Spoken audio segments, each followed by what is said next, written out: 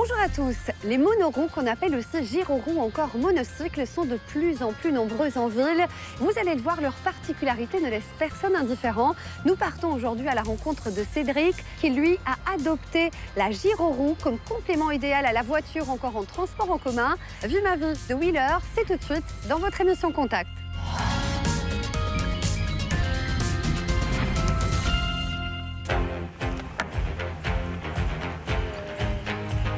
Je m'appelle Cédric, j'ai 46 ans et j'utilise depuis plus ou moins 4 ans et demi une gyroroue pour me rendre au quotidien au travail. C'est-à-dire que de chez moi à la gare ou à l'arrêt de bus, j'ai plus ou moins 5 km.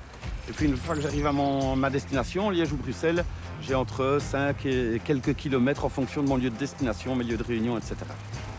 Alors là, il y a un vélo qui arrive en face de moi et donc je vais bien me mettre sur la droite de manière à ce qu'il n'y ait aucun risque de collision. Comme tous les usagers de l'espace public, les utilisateurs de gyroroues ont des règles à respecter pour une bonne harmonie, mais aussi pour leur sécurité. Donc au niveau de l'utilisation, depuis le 1er juillet 2022, il y a une nouvelle réglementation. C'est un maximum de 25 km/h, forcément pas d'utilisation de GSM, des choses comme ça. Bien entendu, pas d'imprégnation alcoolique pour conduire, ce qui rendrait le comportement très dangereux sur ce type de véhicule. Et après, être visible et respecter le code de la route comme tout usager doit le faire. Avant de vous engager sur la route avec une gyroroue, veillez à être en maîtrise totale de l'appareil. Au niveau de l'apprentissage, c'est pas si facile que ça. Et moi, j'estime qu'il y a vraiment 2 phases à respecter. Une phase lors de laquelle on apprend à rester debout sur la roue, à avancer, à reculer, à tourner, voir comment elle réagit. Et puis vraiment apprendre à maîtriser l'engin avant de se lancer dans la circulation. Là, il faut être attentif. Une voiture qui prend sa priorité ou qui pense avoir une priorité. Les gyroroues ne sont pas encore bien connus des autres usagers de la route, ce qui implique une certaine curiosité et qui peut parfois mettre les wheelers en danger. Les autres usagers ne connaissent pas encore forcément le comportement et l'utilisation des gyroroues. Et donc là, ça peut provoquer de l'étonnement.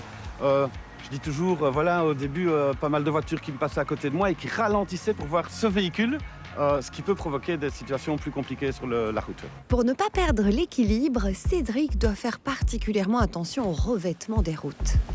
Alors ici, je vais prendre le rond-point. Comme on voit, une petite bordure et c'est toujours quelque chose sur lequel il faut être attentif, de manière à bien anticiper, plier les genoux pour amortir et ensuite, il n'y a pas de problème, bien sûr, pour des petites bordures. J'aimerais beaucoup essayer la gyroroue, mais franchement, j'ai peur de circuler au milieu des voitures. Alors je suis allée demander quelques conseils à Cédric.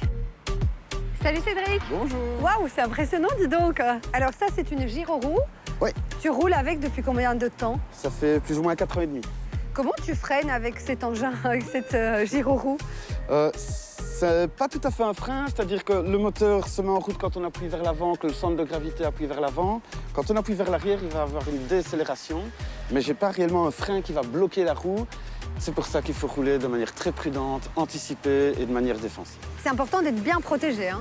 Oui, à partir du moment où on est sur un engin motorisé, se protéger en cas de chute, c'est indispensable. Et là, tu te mets bien droit et tu regardes devant toi.